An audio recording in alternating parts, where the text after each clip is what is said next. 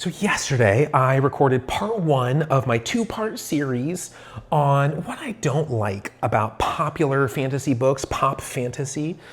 And the premise in that one was just people who use AI resources, especially the tiny resources where they still think of themselves as being creative. You know, they're so duped by these tech companies that they can use their services and still think of themselves as artists and writers and whatever. I find it so sad. But I talked all about that sadness in the most recent one of these, so let's move on and discuss my qualms with pop fantasy that's 100% human every step of the way.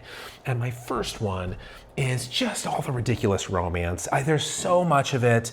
And I don't just mean romantasy as a subgenre. I don't even like subgenres. You know, I need to categorize everything into the tiniest little containers.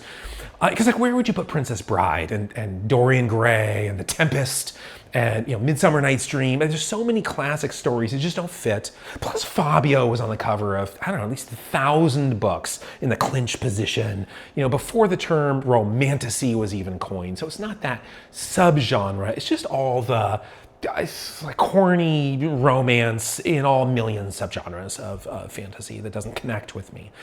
And then my last objection of the day is when writers purge, you know, a lot of that romance and they replace it with cartoony violence, because that's just Twilight for boys.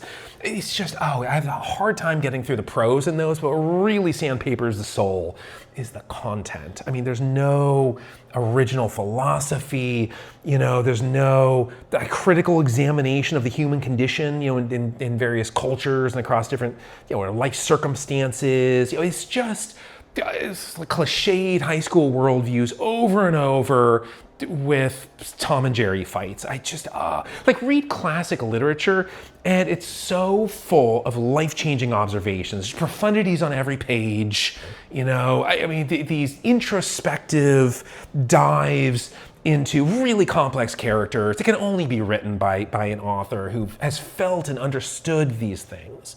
I mean, that changes you. That changes if I close a book the same person I was when I opened it, yeah, that's pop fantasy and it doesn't do anything for me.